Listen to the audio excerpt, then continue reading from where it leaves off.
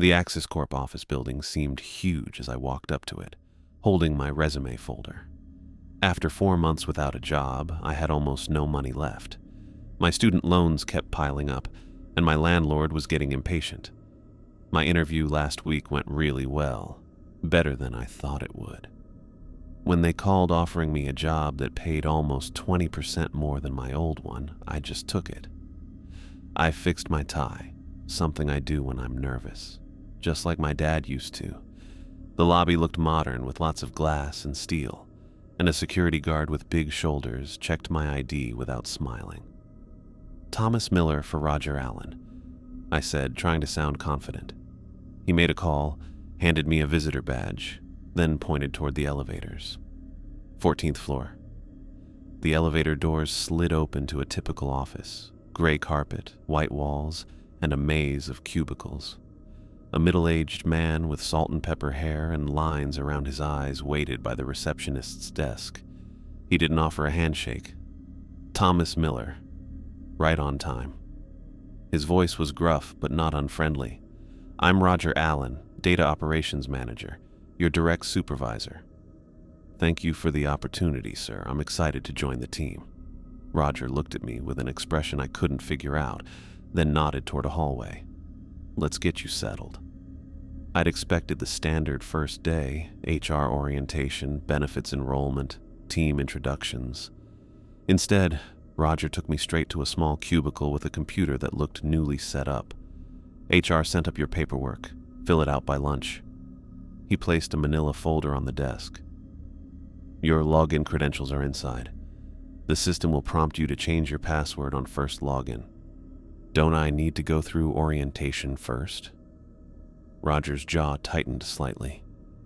"Our HR department has a different approach. You'll complete online modules this week." He reached into his pocket and pulled out a folded piece of paper. "What you do need right away are the departmental guidelines." I took the paper, expecting a list of standard procedures, dress code, lunch hours, reporting structure. Instead, there were just 4 numbered items. 1. Never enter the building before 7 a.m. 2. Always leave the building by 8 p.m. 3. Do not talk to extra team members. 4. Do not eat food left alone in break room areas. I looked up, waiting for the explanation or the rest of the list. Roger looked at me with a serious face. "These aren't suggestions, Miller. They're rules, non-negotiable ones." His tone left no room for debate. "Follow them without exception, no matter what." "Extra team members?" I asked, genuinely confused. "If you see someone who doesn't belong, don't engage. Report it to security." He checked his watch. "Any other questions about the rules?" I had dozens, but something about how he acted made me stop myself from asking them. "No, sir." "Good. Sarah Thompson from the analytics team will show you the database structures after lunch. Focus on getting your paperwork done and setting up your workstation this morning." With that, he walked away, leaving me alone at my new desk with a strange list of rules and a feeling that Axis Corp wasn't what I expected. I spent the morning filling out tax forms and benefit selections, sometimes looking at the rules Roger had given me. They seemed really specific, and how serious he was about them seemed weird. But my rent was due in a week, and my credit card was almost maxed out. Whatever odd things were happening at this company, the salary would fix my money problems. The office filled up slowly throughout the morning. People walked around looking busy, nodding at each other but rarely stopping to talk. I noticed a big wall clock you could see from almost every desk, and more than once I saw people checking their watches against it. At 12:30, a woman with light brown hair and a ponytail stopped by my cubicle. She had dark circles under her hazel eyes that made her look really tired. "Thomas Miller? I'm Sarah Thompson." Her smile seemed practiced. "Ready for the database walkthrough?" "Absolutely," I said, standing up. "And please, call me Tom." She nodded but didn't invite me to use her first name. "The conference room is this way." As we walked, I tried making small talk. "How long have you been with Axis Corp?" 3 years in June." Her reply was clipped, her eyes constantly moving, scanning our surroundings. "And how do you like it?" She paused before answering. "It's stable. Good benefits." Not exactly a ringing endorsement. When we got to the small conference room, she closed the door and started explaining the company's database setup. She definitely knew her stuff, walking me through the systems with clear explanations. About halfway through her presentation, I decided to ask a few questions. "So Roger gave me the 4 rules this morning," I said casually. Sarah's fingers froze on the keyboard. For a second, her professional attitude cracked, showing a flash of what looked like fear. "They're important," she said, her voice tight. "Very important. The one about extra team members seems strange. What exactly—" "The rules are there for a reason." She cut me off, her eyes darting to the door. "Following them is part of being successful here." "Right, but let's get back to the data integration process," she said, abruptly changing the subject. Her shoulders remained tense for the rest of our meeting. After the database training, I returned to my cubicle to set up my work email. As I organized my desk, I started to notice things I'd missed earlier.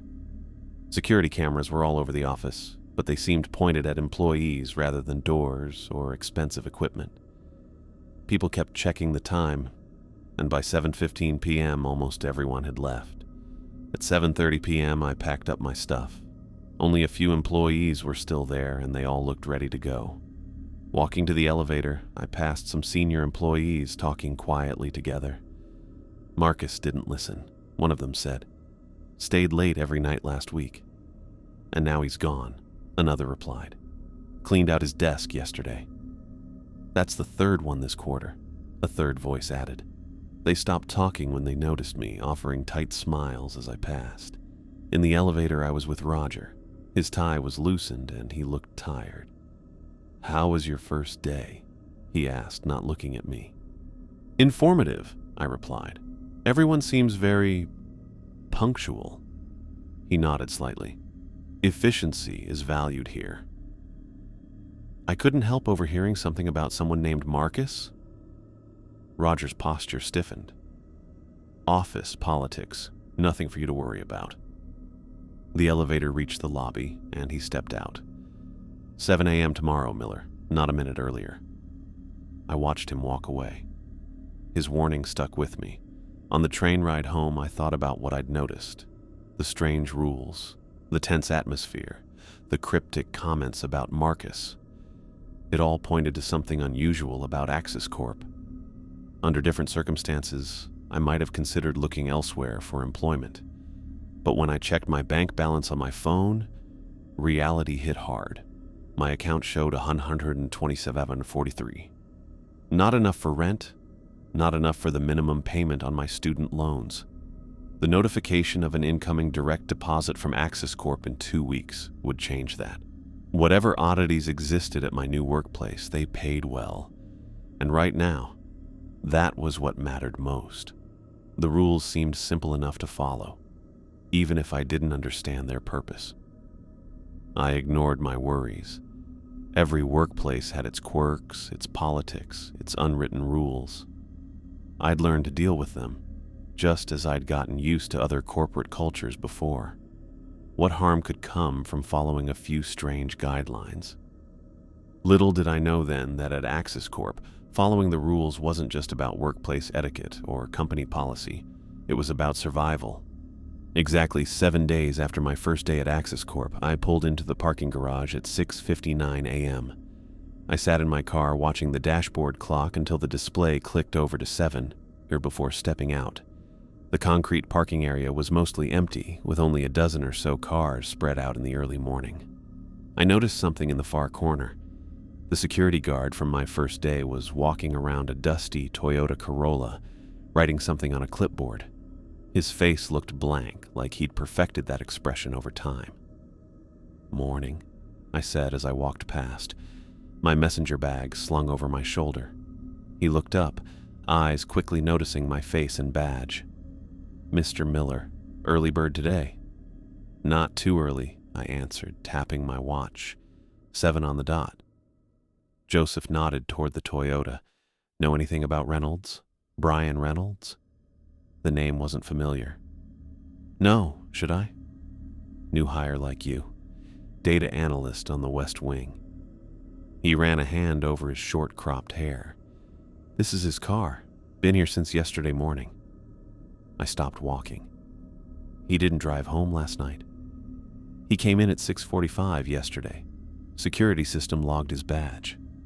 Joseph's eyes met mine. Never logged out. I felt sick to my stomach. Maybe he got a ride with someone else. Maybe. Joseph didn't sound convinced. Building Services wants to know if they should call it in as abandoned. I looked at the car again. A gym bag was in the back seat. A parking ticket from 2 days ago was stuck under the windshield wiper. Small details that suggested its owner hadn't planned on leaving it. I didn't meet him yet, I said. Still learning who everyone is. Joseph nodded, making another note on his clipboard. Well, if you hear anything, let security know. I continued to the elevator, the information about Brian Reynolds turning over in my mind. As the doors closed, I remembered rule number 1. Never enter the building before 7 a.m. Brian had come in 15 minutes early. The workday started normally. I logged into my computer, checked my emails, and continued familiarizing myself with the database structure Sarah had shown me. Around 10 a.m., an email from Human Resources appeared in everyone's inbox. Please be advised that Brian Reynolds has resigned from his position, effective immediately. His responsibilities will be redistributed among the team until a replacement is hired. We wish him well in his future endeavors. Standard corporate language for someone who had quit without notice. I closed the email and got back to work, but couldn't shake the image of Brian's abandoned car in the parking garage. At lunch, I headed to the break room, careful not to take any food left unattended on the tables. The room was half full, conversations dropping to murmurs when I walked in. I recognized a guy from orientation who sat at a desk near Brian's. Hey, I said, sitting down with my brought-from-home sandwich. You work near Brian Reynolds, right? He looked up from his phone, eyes darting around before answering. Yeah, what about him? Just curious about the sudden resignation. Seems abrupt. Happens. He shrugged, his body language closing off. People come and go. His car is still in the parking garage. The man stood up, lunch half eaten. Look, I've got a meeting. He walked out, leaving me alone at the table. Throughout the afternoon, I tried to learn more about Brian, but everyone responded similarly, short answers followed by quick exits. By the end of the day, I had learned only that Brian was young, ambitious, and had mentioned staying late to catch up on work. As I packed up to leave, right at 7:30 p.m., I saw Roger standing near the elevators. His eyes followed me across the floor. Miller, he said as I approached. Settling in? Yes, sir. Getting there. His eyes were tired, the lines around them deeper than I remembered from last week. Saw you looking at Reynolds' car this morning. I hadn't realized he'd been in the garage. The security guard mentioned he came in early yesterday. Roger's jaw tightened. First rule exists for a reason, Miller. Without waiting for my response, he walked away, going around a corner. The weekend gave me time to think. Brian Reynolds had broken rule number 1 and was gone. The company claimed he resigned, but his car remained abandoned. No one wanted to talk about him. I felt more and more worried about Axis Corp. I opened my laptop and began searching for information about the company. Their public website showed the typical corporate talk, innovation, excellence, client satisfaction. Nothing unusual. I dug deeper, looking through business news archives and employee review sites. The patterns started to show up. Axis Corp had unusually high turnover rates compared to industry standards. Former employees left vague reviews mentioning strange workplace culture and arbitrary rules. One comment caught my attention. Follow their rules exactly or you won't last long. A few news articles mentioned workplace incidents at Axis Corp, though details were limited. 3 years ago, a police investigation followed after an employee went missing, but was closed without explanation. The building had changed ownership multiple times in its 20-year history, with Axis Corp occupying it for the last 8 years. Nothing I found explained the strict rules or the strange atmosphere, but everything pointed to something wrong at the company. Monday morning, I arrived at exactly 7 a.m. Brian's Toyota was still in the garage, but now had a notice taped to the windshield warning it would be towed in 48 hours, if not claimed. When I reached the 14th floor, a cleaning crew was emptying Brian's desk. They worked quickly, putting personal items in a cardboard box while wiping down surfaces. A family photo, a small desk plant, a Northwestern University mug. By the time I turned on my computer, all signs of Brian Reynolds were gone from the office. Sarah walked past my cubicle around noon, her steps speeding up when she saw me looking. "Sarah," I called, keeping my voice casual. "Got a second?" She hesitated before approaching, fingers nervously adjusting her watch. "What do you need, Thomas?" "Just wondering about Brian Reynolds. Did you work with him at all?" Her face tightened. "Not directly. Seems weird that his car's still here if he resigned." Sarah glanced around, then leaned closer. "Look, it's better not to ask questions about people who leave." Her voice was barely above a whisper. "Just follow the rules. All of them, all the time." "No," she cut me off. "I don't. And if you want to last here, you won't either." She straightened up, resuming her professional demeanor. "Let me know if you need help with the quarterly report format." That evening, I stayed until 7:30, watching as the office emptied around me. The urgency with which people packed up and left by 7:45 was telling. No one wanted to risk breaking rule number 2. At home, I pulled out a small notebook and began documenting what I'd observed. I listed the 4 rules, then added notes about Brian Reynolds and his violation of Rule 1. I wrote down dates I'd gathered from news articles about past incidents at Axis Corp, trying to find patterns. Most employee departures followed unusual behavior, coming in too early, staying too late, or as mentioned in one review I'd found, talking to the wrong people. The rules weren't arbitrary corporate policies. They were survival mechanisms. I closed the notebook and made a decision. Whatever was happening at Axis Corp, whatever had happened to Brian Reynolds, I needed to protect myself. The salary was worth staying. My bank account was already looking healthier after just one paycheck, but not at the risk of disappearing like Brian. From now on, I would follow every rule to the letter, no exceptions, no matter what. I set multiple alarms on my phone, one for 6:55 a.m. to make sure I never arrived early, and another for 7:15 p.m. to ensure I was never caught leaving after 8 taui. The rules were clear. 1. Never enter the building before 7 a.m. 2. Always leave the building by 8 p.m. 3. Do not engage with extra team members. 4. Do not consume food left unattended in break room areas. Simple enough to follow, even if I didn't understand what they were protecting me from. Until I learned more about what was happening at Axis Corp, strict compliance was my best defense. 3 weeks into my new position at Axis Corp, I sat at my desk staring at my computer screen in growing frustration. The quarterly data migration report that Roger had assigned me that morning was proving more complex than anticipated. Each time I thought I'd completed a section, I discovered inconsistencies that required further investigation. I glanced at the wall clock, 7:15 p.m. The office had gotten quiet around me as my coworkers had left, everyone leaving faster as time went by. I was alone in my section now, the overhead lights buzzing softly in the silence. Since my discovery about Brian Reynolds, I'd been careful about following all 4 rules. I arrived at exactly 7 a.m. each morning, avoided any unattended food in the break room, and made sure to be heading to my car by 7:30 p.m. at the latest. I'd even started keeping my eyes down when walking through the building, afraid of seeing someone who might be an extra team member. But today's report couldn't wait. Roger had made that clear when he dropped it on my desk that morning. "The executive team needs this for their 9 a.m. meeting tomorrow," he'd said. his tone leaving no room for negotiation. "Get it done, Miller." I checked my watch again and tried to focus. The database query I'd written pulled up another set of numbers that didn't match the previous quarter's figures.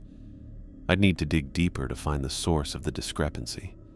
I felt torn between wanting to follow the rules and not wanting to mess up at my new job. "Just another 15 minutes, I muttered to myself. "I'll be cutting it close, but I can still make it out by 8. I dove back into the data, tracing the inconsistencies through multiple tables. The solution was harder to find than I'd expected, and I had to look up documentation and check historical reports. When I finally identified the issue, an improperly formatted date field causing transactions to be counted twice, I felt really good. It wasn't until I finished implementing the fix and ran the final validation that I checked the time again. The clock read 7:55 p.m. "Shit," I whispered, immediately saving my work and shutting down my computer. I got nervous as I packed my messenger bag, stuffing papers inside without bothering to organize them. 5 minutes to get out of the building. I could make it if I hurried. The elevator seemed to take forever to arrive. I jabbed the call button repeatedly, checking my watch with increasing anxiety. 7:58 p.m., 7:59 p.m. The elevator doors finally slid open and I stepped inside, pressing the button for the lobby. The digital display above the doors showed 8:01 p.m. just as I reached the 5th floor. The elevator jerked to a halt, the lights inside blinking before going dim. A moment later they came back on, but dimmer than before. The elevator remained motionless. I pressed the lobby button again. Nothing happened. I tried the door open button, then hit the emergency call button. No response. "Come on," I said, pressing buttons at random now. After what felt like minutes but was really just seconds, the elevator moved downward, then stopped at the 14th floor. The floor I'd just left. The doors opened with a soft chime that seemed weirdly normal. The office space was dark. The overhead lights that normally stayed on 24/7 were now less than half as bright as usual. The cubicles looked strange and unfamiliar in the dim light. I wasn't sure whether to stay in the elevator or try to find the stairs. The choice was made for me when the elevator doors closed again, but the car didn't move. The buttons didn't work. I pressed the door open button again, and the elevator opened back to the 14th floor. I didn't want to, but I stepped out. I noticed the cold right away. The office was always kept at a steady 72 degrees, but now the air felt way colder, maybe 50 degrees and damp, which made it feel even colder. I pulled my jacket tighter. Then I smelled it. A smell like rotten eggs filled the air, getting stronger every second. I covered my nose with my sleeve, trying not to throw up. I needed to find the stairwell. If I could get to the lobby, I could leave through the main doors. I started moving through the dark office, following the dim overhead lights. A sound made me stop. Heavy footsteps from the far corridor, the one that led to the executive offices. Slow, heavy steps that made the floor shake a little under my feet. Then came the laughter, a low, rough sound that didn't sound human. It reminded me of what a large dog might sound like if it could laugh, but weird with too many sounds at once. I didn't think. I just reacted. I ducked into the nearest cubicle, my own, and crawled under the desk, making myself as small as possible. I pulled my bag close and tried to breathe quietly, suddenly aware of how loud my breathing sounded in the quiet office. The footsteps got closer, along with other sounds. Furniture being moved, objects falling to the floor. Whatever was out there was searching the office, going from cubicle to cubicle. I tried to track where it was just by listening, too scared to look out from my hiding spot. The footsteps and noise moved in a pattern. Down one row of cubicles, then the next, getting closer to where I was hiding. I heard a loud crash just 2 cubicles away, like a computer monitor being knocked off a desk. The rotten egg smell got stronger, and with it came another smell. Something rotting, like bad meat. The thing entered the cubicle next to mine.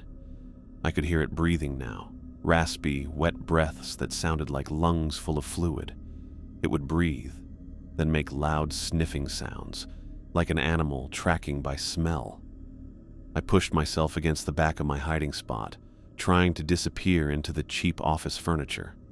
The footsteps stopped just outside my cubicle. The sniffing got louder.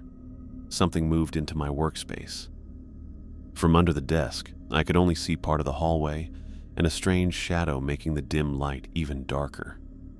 Whatever made that shadow was big, bigger than a person. It sniffed again, taking a long breath that ended with a rough sound of interest. It had smelled me. The shadow moved further into my cubicle. I heard scratching on top of my desk, like claws or nails dragging across the surface. Papers fell to the floor. I was so scared I could barely breathe. The breathing came closer. The thing was bending down, about to look under the desk. I was so terrified that words came out of my mouth before I could stop them. "I'm not here," I whispered, immediately regretting making any sound at all. The entity froze. The breathing stopped. The air grew even colder, condensation forming on the metal parts of my chair. Long seconds passed in complete silence. Then, to my surprise, the shadow withdrew. The footsteps resumed, moving away from my cubicle, continuing down the row but without the previous searching behavior. I remained perfectly still, afraid that any movement might draw its attention back to me. The footsteps and occasional sounds of disturbance grew more distant, eventually fading completely. Still, I didn't move. Only when the overhead lights blinked and returned to their normal brightness did I dare to check my watch. 8:30 p.m. I'd been hiding for nearly half an hour. The smell of sulfur had disappeared, and the temperature was returning to normal. Cautiously, I crawled out from under my desk and stood up, my legs stiff from being stuck in one position. The office looked normal except for the mess in several cubicles. Computer monitors lay smashed on the floor. Chairs were knocked over and papers were scattered everywhere. My own desk had papers thrown about, but nothing was broken. I didn't wait to look around more. I grabbed my bag and ran for the stairwell, taking the stairs two at a time down to the lobby. The night security guard looked up in surprise as I burst through the stairwell door, sweating and out of breath. "Everything okay, Mr. Miller?" he asked, reaching for his phone. "Fine," I managed, not slowing down as I headed for the exit. "Working late. Good night." I didn't stop running until I reached my car in the parking garage. Once inside, I locked the doors and sat there, hands shaking too badly to put the key in the ignition right away. When I finally managed to start the car and pull out of the garage, I kept checking the rearview mirror, half expecting to see something following me. Sleep didn't come easily that night. Every noise in my apartment building made me tense. I lay awake replaying what had happened, trying to make sense of it. What was that thing? Why had it seemed to listen when I'd told it I wasn't there? What would have happened if it had found me? The next morning I arrived at work at 7 a.m., exhausted but determined to maintain my routine. When the elevator doors opened on the 14th floor, I half expected to see the aftermath of destruction, but everything looked normal. The cubicles that had been searched were tidy, with computers intact and papers neatly stacked. I walked to my desk in a daze, wondering if I'd imagined the whole thing. But when I sat down, I noticed that the papers on my desk were arranged differently than I'd left them, organized into neat piles rather than the chaotic mess I'd seen last night. Roger was waiting by my desk when I returned from getting coffee. His face was grim, eyes tracking my movements as I set down my mug. "You stayed late last night," he said. Not a question. I nodded, unable to find words at first. "The quarterly migration report. I lost track of time." "Until when?" "I tried to leave at 8 hours, but the elevator..." I paused, wondering how much to say. The look in Roger's eyes decided me. Something was in the office last night, after 8. It searched the place, knocking things over. It almost found me hiding under my desk. Roger's expression didn't change, but the color drained from his face. "You saw it?" "No, just its shadow. I heard it moving around, smelled it, the sulfur. And how did you avoid it? I hesitated, feeling foolish. I told it I wasn't there, just whispered it, and it listened. It left. Roger took a deep breath, tension visible in his shoulders. Don't break Rule 2 again, Miller. You got lucky. Many haven't. What was it? I asked. Roger looked around the office, which was filling with arriving employees. Not here. He lowered his voice. Just follow the rules. All of them. No exceptions. He walked away without another word, leaving me with more questions than answers. But one thing was clear. The rules weren't just random company policies. They were protection against whatever was in the building after hours. That afternoon, I set up multiple alarms on my phone, 7:10 p.m., 7:20 p.m., and 7:30 p.m., each with more urgent messages than the last.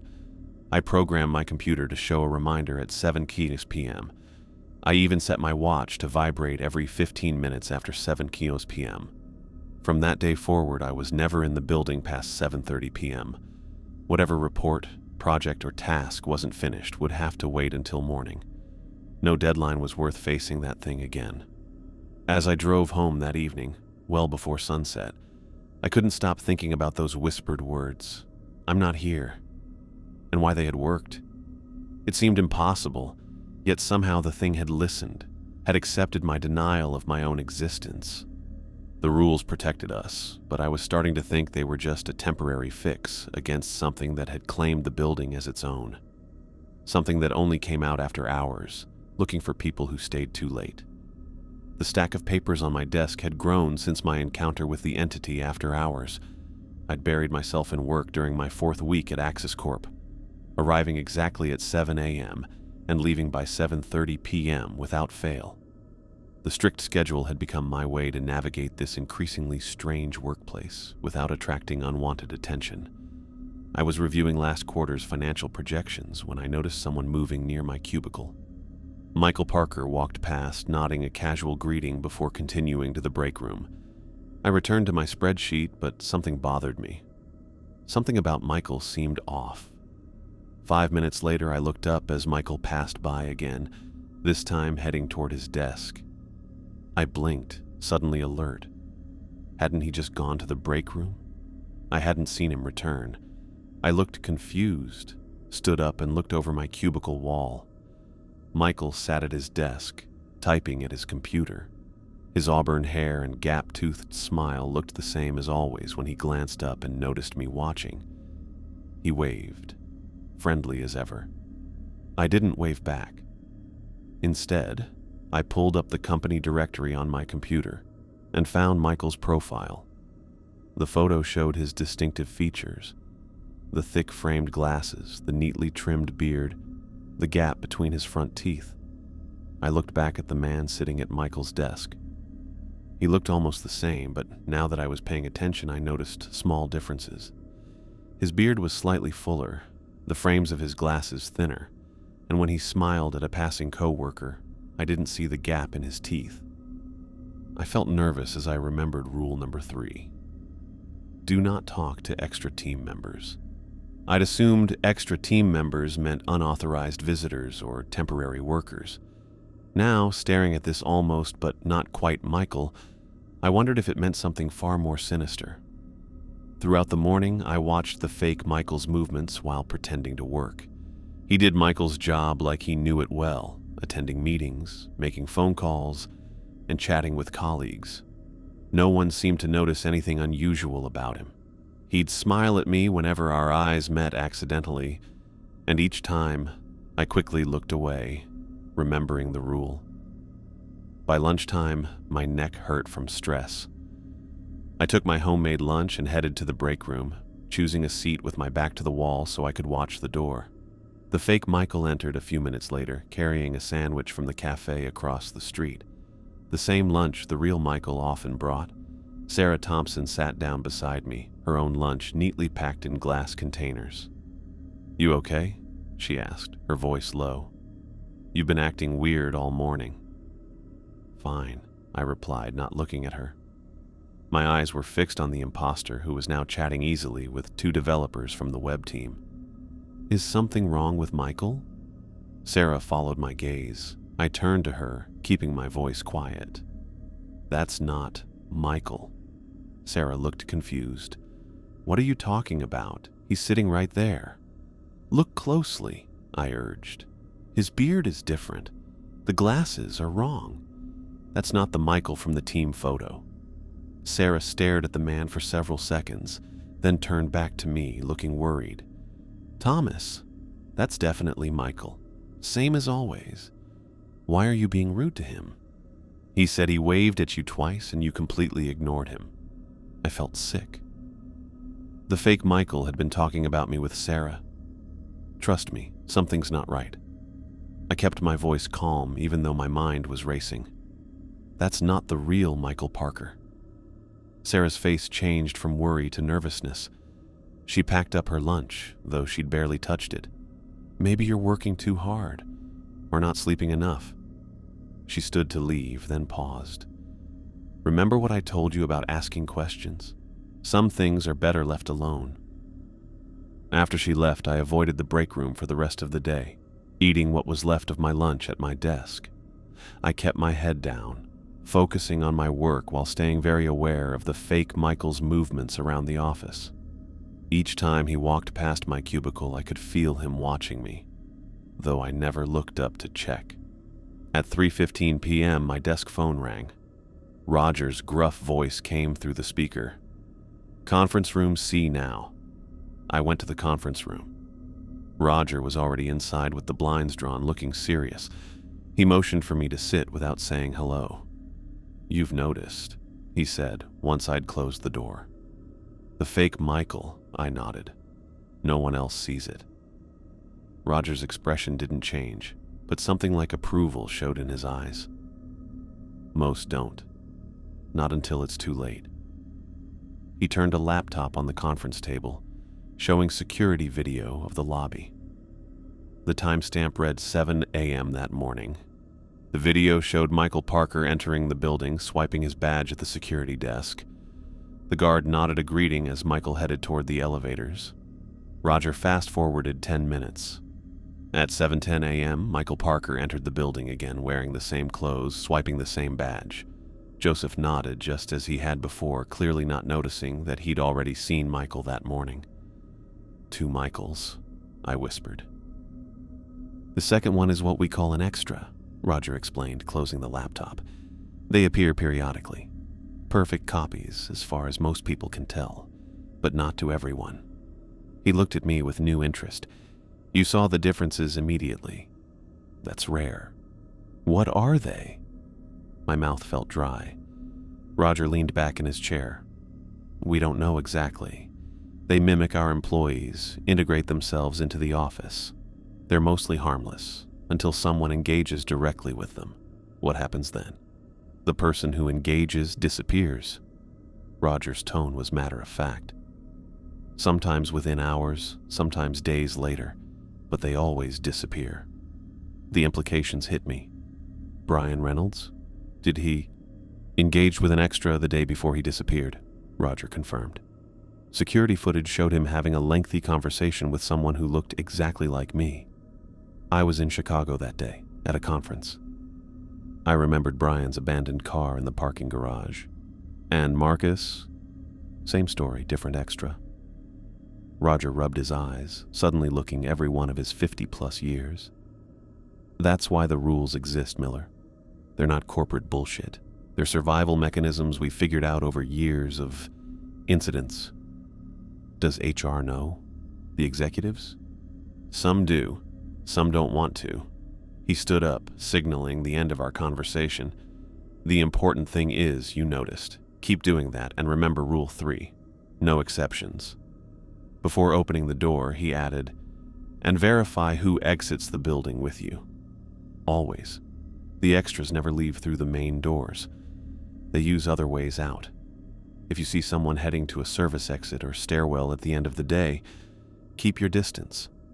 I returned to my desk in a daze, the reality of Axis Corp's supernatural problem becoming clearer, but no less terrifying.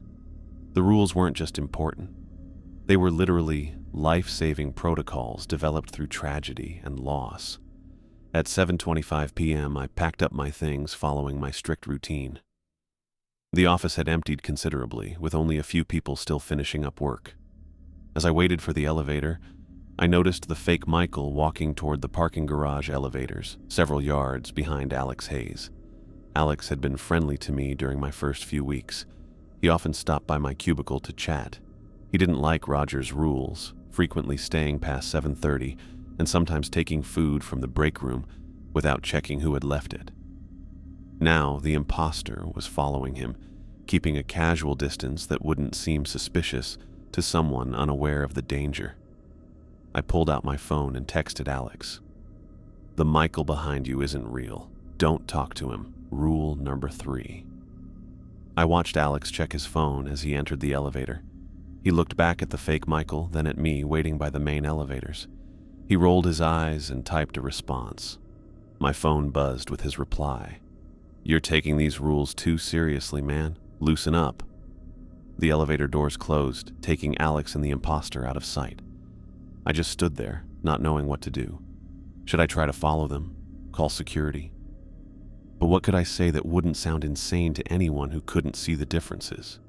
My own elevator arrived and I stepped inside. As the doors closed, I wondered if Alex would listen to my warning or if his not caring about the rules would get him into trouble he couldn't imagine. I spent the weekend thinking about Alex. Every hour or so I checked my phone, hoping to see a text or missed call that would tell me he was safe. Nothing came. By Sunday night, I'd convinced myself he might not show up for work on Monday. Maybe he'd vanish like Brian Reynolds, his car left in the parking garage with a tow notice taped to the windshield. But Monday morning, Alex walked past my cubicle at 9:15 carrying coffee, looking completely normal. He nodded at me with his usual easy smile, showing no signs of distress.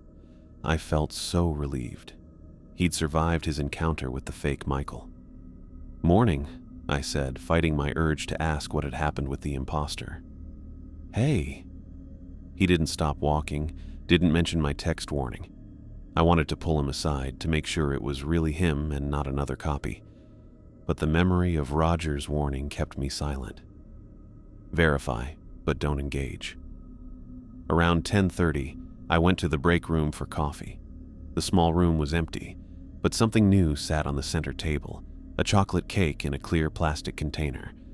A yellow post-it note stuck to the top read, "Help yourself," in looping handwriting. The cake looked perfect, with smooth chocolate frosting and what looked like chocolate shavings decorating the top. The rich smell made my stomach growl. I hadn't eaten breakfast and the aroma was hard to resist. I took another step toward the cake, then stopped. Rule number 4. Do not consume unattended food in break room areas. After my experience with the after-hours entity and learning about the extras, I wasn't taking any chances. I backed away from the cake and turned to the coffee machine, keeping my eyes on my mug as I filled it. The door opened behind me, and Alex walked in. He spotted the cake immediately, his face lighting up. "Sweet. Someone brought cake." He headed straight for it. "I wouldn't," I said, keeping my voice casual. "You know the rules." Alex rolled his eyes as he lifted the plastic cover. "These rules are just Roger's power trip. Come on, it's just cake. Someone's birthday, probably." "Still," I set my coffee down. "Rule 4 exists for a reason." "Like Rule 3? About your imaginary fake Michael?" Alex laughed, picking up a plastic knife that sat beside the cake. "I talked to Michael this morning. He said you've been acting weird around him for days." "That wasn't..." I stopped, remembering Roger's explanation. Most people couldn't see the differences in the extras. Alex couldn't understand the danger he couldn't perceive. Alex cut a generous slice of cake, the knife sinking through the chocolate frosting with ease. "This looks amazing." He placed it on a paper plate and took a plastic fork from the drawer. I reached for my phone, thinking I should call Roger, but the break room door opened again. Roger stood in the doorway, his face going from normal to worried as he saw Alex lifting a forkful of cake to his mouth. "Hayes," Roger started, but it was too late. Alex took a large bite, making an appreciative sound. "God, that's good," he said, taking another bite before Roger could finish speaking. "You guys are missing out." Roger looked at me and shook his head a little, warning me not to get involved. His face had gone pale. "Miller, I need to see you in my office," Roger said, his voice tight. "Hayes, enjoy your cake." Roger turned and walked out. I followed, looking back once at Alex, who gave me a thumbs up as he continued eating, completely unaware of Roger's reaction. In Roger's office, he closed the door and sat heavily in his chair. "I tried to warn him," I said. Roger nodded, rubbing his forehead. "I know. Some people can't be saved from themselves." He looked at me directly. "You did the right thing, not eating it. What's going to happen to Alex?" Roger didn't answer immediately. When he did, his voice was flat. "Nothing good. Should we call someone? Get him medical help?" "It won't help." Roger glanced at his computer screen, then back at me. "The damage is already done. Go back to work, Miller, and stay away from Hayes for the rest of the day." I wanted to ask more questions, but Roger had already turned to his keyboard, typing with short, sharp keystrokes that made it clear our conversation was over. Throughout the day, I watched Alex from a distance. For the first few hours, he seemed fine, working at his computer and attending a team meeting around noon. By mid-afternoon, though, I noticed him rubbing his stomach occasionally, his face looking sweaty even in the cool office. At 4:30, he left early, walking quickly toward the elevators with his messenger bag pressed against his side. I tried to catch his eye as he passed, but he looked straight ahead, his normally confident walk now hunched and tense. The next morning, I arrived at exactly 7 a.m. as usual. Joseph, the security guard, gave me a sad nod as I badged in, his face more serious than normal. "Everything okay?" I asked. Joseph glanced around, then leaned closer. "Police activity at Lincoln Park this morning. One of your colleagues, I heard." My stomach dropped. "Who?" "Don't know the name. Young guy. Lived in those new apartment buildings on Clark." Alex lived on Clark Street. I'd dropped him off once after we'd both stayed late finishing the Henderson project. When I got to the 14th floor, everyone seemed tense. Small groups of employees stood near the kitchen, talking quietly. I saw Sarah by the window looking worried while checking her phone. "Sarah," I approached cautiously. "What happened?" She looked up, her eyes red and puffy. "Alex Hayes. He's dead." Even though Joseph's words had prepared me, hearing it confirmed hit me hard. How? "They found him in his bathroom this morning. His roommate called 911 when he wouldn't respond." Sarah's voice dropped to a whisper. "The paramedics are saying it looked like he'd been throwing up black stuff. It was all over his mouth and in the sink." Black stuff. The cake had been chocolate. I felt sick. When did it happen? Last night sometime. His roommate heard him in the bathroom around midnight, thought he had food poisoning. Sarah put her phone away, her hands shaking slightly. HR sent an email. They're bringing in grief counselors this afternoon. I nodded, not knowing what to say. Alex had been healthy, in his early 30s. Now he was dead, less than 24 hours after eating that cake. The day went by in a blur of whispered talks and shocked faces. Most people thought Alex had died from some sudden illness, maybe a heart problem they didn't know about, or an allergic reaction. No one mentioned the cake. At 5:15 p.m., Roger called me into his office again. This time he closed the blinds before speaking. "You heard about Hayes," he said, gesturing for me to sit. "Yeah, Sarah told me." Roger nodded, his expression grim. "I want to be clear about something, Miller. That cake wasn't meant for Hayes." I stared at him, not getting it at first, then with growing horror as I understood what he meant. "It was meant for me?" "Yes. They're targeting you now." Roger leaned forward, his voice low. "Your ability to see the extras, your strict rule following, it's drawn attention." "They? What are you talking about? Who's they?" Roger's look was steady. "Whatever controls this building, the entities that exist here." A chill ran through me as I recalled the thing that had searched the office after hours. The one I encountered when I stayed late?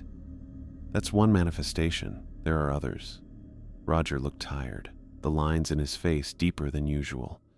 The rules keep them from noticing you, from marking you. The cake was poisoned, I said, my mind racing to process this new information. Not in the way you're thinking. Roger tapped his fingers on his desk, a nervous habit I'd never seen from him before. The food they leave, it creates a connection, a way for them to find you later, to feed. Feed on what? Roger's silence was answer enough. What exactly is happening here? I demanded, anger momentarily overpowering my fear.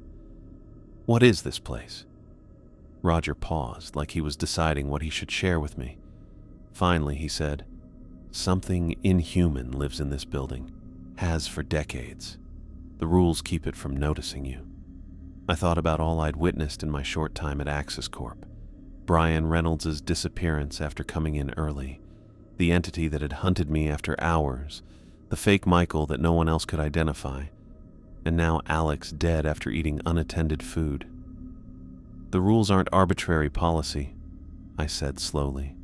They're defense mechanisms against predators. Roger nodded once. Now you understand. Why does anyone work here? Why don't people leave? Some do when they can. Others, Roger shrugged. The pay is good. Benefits are excellent. And where would they go? The job market is tight, especially for specialized roles. Most people don't notice anything strange anyway. Their minds can't process it. But you see it, I said. You know what's happening. 20 years in this building, Miller. I've seen things that... He stopped, looking down at his hands. I've lost people. Good people who broke the rules or just got unlucky. I've learned how to survive here. I thought about my near-empty bank account, the student loans, the relief of that first paycheck, the desperation that had made me take this job in the first place. What do I do now? Keep following the rules, all of them. Be even more careful than before. Roger opened his desk drawer and pulled out a small silver device that looked like a key fob. Carry this. It won't stop them, but it might warn you when they're close. The extras hate the high-frequency tone it emits. I grabbed the device. It looked pretty normal, just had one small button on the side. Press it if you see anything unusual. One press turns it on, another turns it off. Roger stood, signaling the end of our conversation. And Miller? Don't tell anyone else what I've told you. Most couldn't handle it, and those who could might do something stupid. I pocketed the device and nodded. Thank you. As I walked back to my desk, I realized what all this meant. Axis Corp wasn't just an office with strange rules. It was a place where something not human was looking for its next target. And that target might be me. I sat at my computer, pretending to work while thinking about everything Roger had told me. The rules weren't random. They were how you stayed alive in a place where dangerous things looked like normal people, left gifts, and took those who weren't careful. Alex had paid the price for his dismissal of those rules. I wasn't going to make the same mistake. I stood in the back row at Alex's funeral, watching his family accept condolences from a stream of Axis Corp employees. His mother held a tissue in her hand, her eyes red and swollen. His father stood next to her, shaking hands without emotion. They looked confused, trying to understand how their healthy 31-year-old son had died so suddenly. The official cause was listed as acute gastrointestinal hemorrhage. The medical examiner found no explanation for why Alex's digestive system had basically dissolved from the inside out. The cake, that normal-looking chocolate cake, had killed him in less than 24 hours. It should have been me. Roger's words kept playing in my head. That cake wasn't meant for Hayes. The entities in the building had marked me, and Alex had paid the price for my ability to see through their disguises. I slipped out before the service ended, unable to look at Alex's photo on the memorial stand any longer. I'd known him for barely a month, but I felt terrible about his death. 3 days later, I sat in my car in the Axis Corp parking garage at 6:58 a.m., watching the seconds tick by on my dashboard clock. 2 minutes until 7 a.m., the earliest we could safely enter the building according to rule number 1. I'd followed the rules religiously since my first day, but now I needed to understand why they worked. The small silver device Roger had given me sat on the passenger seat beside an EMF meter I'd ordered online. If something supernatural lived in this building, it might give off measurable electromagnetic frequencies. It was a shot in the dark, but I needed somewhere to start. At exactly 7 a.m., I grabbed my equipment, tucked it into my laptop bag, and headed into the building. Joseph Martinez nodded from behind the security desk as I badged in. "Morning, Mr. Miller." "Morning, Joseph." I looked at the security monitors behind him. One showed the parking garage, another the main entrance, and several others switched between different hallways and elevator banks. One screen was just static. "Camera issues?" I asked, pointing to the snow-filled screen. Joseph's eyes moved to it and back to me. "Maintenance problem. They're working on it." I nodded and headed to the elevators. Once inside, I looked at the panel of buttons. Floors 1 through 20 were clearly marked, but I'd never paid much attention to which departments were on which floors beyond our 14th floor Data Operations Center. I pressed the button for the 5th floor. Nothing happened. I pressed it again, harder. The button didn't light up like the others. I made a face and selected the 14th floor, and the elevator started going up. When I reached my desk, I pulled up the company directory on my computer. Each department was listed with its floor number, but there was no entry for the 5th floor. I opened the building's evacuation map from the employee website. There it was. Floor 5, clearly marked with exit routes, fire extinguisher locations, and emergency stairwells. A floor that officially existed but couldn't be reached. I began my workday as usual, handling data requests and updating databases. At lunch, I took the stairs down to the 6th floor, then tried to continue down to the 5th. The door to the stairwell between floors 6 and 5 was locked with a keypad. Weird for a fire exit. Back at my desk, I pulled up the security footage archives I could see as part of my data operations job. Most employees couldn't view these files, but Roger had given me database-level permissions to fix some corrupted entries last week. I still had that access. I searched backward through employee badge scans, looking for clues. Brian Reynolds' disappearance, Marcus before him. 3 others I'd found from HR's automated resignation emails. I made a spreadsheet with the dates. The connection showed up right away. 27 days. Each disappearance had happened every 27 days, give or take 1 day. If this kept going, someone else would vanish in exactly 11 days. "Miller." I quickly minimized my spreadsheet as Roger's voice came from behind me. I turned to find him standing at my cubicle entrance with a coffee cup, eyes narrowed. "Roger, what's up?" "Let's talk in my office." I followed him, trying to look casual. Had he somehow seen what I was researching?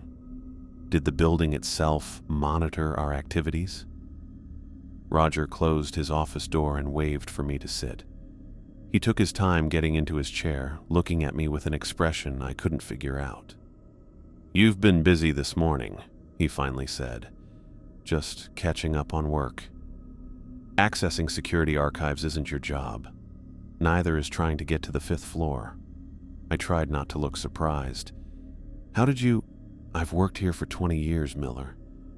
You think I don't know when someone starts pulling threads?" He took a sip of his coffee. "Tell me what you've found." I paused, not sure if this was a test. Roger had warned me to be careful, given me the device to detect extras. But how far did his help go? 27 days, I said. That's the pattern. Every 27 days, someone disappears. Roger's eyebrows rose slightly. "Go on." "And the 5th floor exists on paper, but not in reality. It's on every evacuation map, but you can't access it from the elevators or stairs." "What else?" I pulled the EMF meter from my pocket. "I wanted to measure electromagnetic fluctuations near the places where people disappeared. See if there's any scientific explanation for what's happening." Roger set his coffee down and leaned back in his chair. For a long moment, he just looked at me as if making a decision. Then he sighed. "This building wasn't always like this," he said quietly. "When I started here, it was normal, boring even, just another corporate office. What happened? 15 years ago, the executive team brought in a consultant, some new age type who promised to improve workplace energy and productivity." Roger's mouth twisted. "They performed a ritual in the executive conference room on the 5th floor. Candles, chanting, the works. Most of the staff thought it was a joke. But it wasn't. No," Roger rubbed his forehead. "They opened something they couldn't close. The first disappearance happened that night, the CEO's assistant. One minute she was working late, the next she was gone. Personal items still on her desk, car in the garage. Never seen again. I thought about Brian Reynolds' car, sitting abandoned in the garage. And then, things started changing. The 5th floor became inaccessible overnight. Elevators would stop working at specific times. Food left in break rooms would vanish, then reappear, looking identical, but wrong. People started seeing copies of their co-workers. "The extras," I said. "Yes, and people kept disappearing. Always when they broke some pattern we hadn't identified yet." Roger's eyes had a distant look. "It took us years to figure out the rules. Each one was discovered through loss." His voice cracked slightly on the last word. "Why stay? Why does anyone stay once they realize what's happening?" Roger's look sharpened. "Where would we go? The thing that lives here now. It marks people. Those who learn too much, who see too much. It doesn't just let them walk away. So the rules protect us, but they're also a cage." "Exactly." He nodded. "The higher-ups know something is wrong, but most can't perceive it clearly. They've convinced themselves it's just bad luck or stress or typical corporate turnover. Their minds can't process what's really happening. But yours can, and mine. Yes, that's rare. Maybe 1 in 50 people can see the extras for what they are." Roger studied me. "Your notice about the 27-day cycle, that's new information. I knew there was a pattern, but I couldn't pin it down exactly. I thought about the implications. So in 11 days, someone else will vanish." Roger nodded. "Unless they're very, very careful." My EMF meter suddenly lit up, its needle swinging into the red zone. At the same moment, Roger's computer monitor flashed, the screen going black for a second before returning to normal. "It's listening," Roger whispered, his eyes darting to the corners of the room. "It always is." The EMF meter went back to normal readings. I put it in my pocket and tried to look calm, even though I felt really cold and scared. "I need to think about all this," I said. Roger nodded. "Be careful, Miller. The rules will protect you, but only if you follow them completely. No exceptions, no tests, no looking for answers." I went back to my desk, my mind racing. For the rest of the day, I went through the motions of my job while processing everything Roger had told me. A ritual that opened something, a 15-year haunting that had claimed countless victims, rules that protected but also imprisoned. I faced a choice. I could leave Axis Corp, knowing I might become a target outside the protective structure of the rules, or I could stay and try to survive in a building with something not human that hunted people. That afternoon, an email arrived from HR. "Internal opportunity, executive assistant position, 5th floor operations." The listed salary was triple what I currently made. The requirements matched my qualifications exactly, as if the position had been made just for me. Bait. That's what it was. The thing was offering me direct access to the 5th floor, the center of whatever had been let loose 15 years ago. It wanted me there for some reason. I closed the email without responding and pulled up my spreadsheet again. Over the past weeks, I'd been writing down every strange thing I'd seen or heard about, the thing that hunted after 8 p.m., the extras that showed up sometimes. The food that caused Alex's death. I started seeing patterns. The after-hours hunter never showed up on days when it rained. The extras couldn't copy unique physical features perfectly. The food left as bait was always sweet, never savory. At 7:25 p.m., I packed up my things, making sure to leave before the 8 p.m. deadline. Instead of heading to the parking garage, I went to Roger's office. He was still there, looking at reports with his desk lamp on, the overhead lights already off. He looked up as I came in. "Miller? What is it?" "I got the job offer for the 5th floor," I said, closing his door behind me. "Triple my current salary." Roger's face tightened. "Don't even think about it." "I'm not." I sat down across from him. "But I have a different proposal." "I'm listening." "I've documented patterns in the entity's behavior. I think there's a weakness we can exploit." I placed my notebook on his desk. "Its activity fluctuates with weather conditions. It can't manifest certain forms on rainy days. The extras can't perfectly replicate unique physical features." Roger opened the notebook, looking at my detailed notes and diagrams. For the first time since I'd met him, he smiled. "I've been waiting for someone to ask that," he said quietly. "Someone who can see what I see, who thinks like I do." "Ask what?" His eyes met mine, a spark of hope in them I'd never seen before. "If there's a way to fight back, to end this, is there?" "I don't know," Roger admitted, "but in 20 years I've collected my own observations." He unlocked his bottom desk drawer and pulled out a thick binder. "Maybe together we can find the answer." As the office emptied around us, we stayed in Roger's office, comparing notes under the light of his desk lamp. For the first time since starting at Axis Corp, I felt something beyond fear or confusion. I felt purpose. Whatever haunted this building had ruled unchallenged for 15 years, but perhaps that was about to change.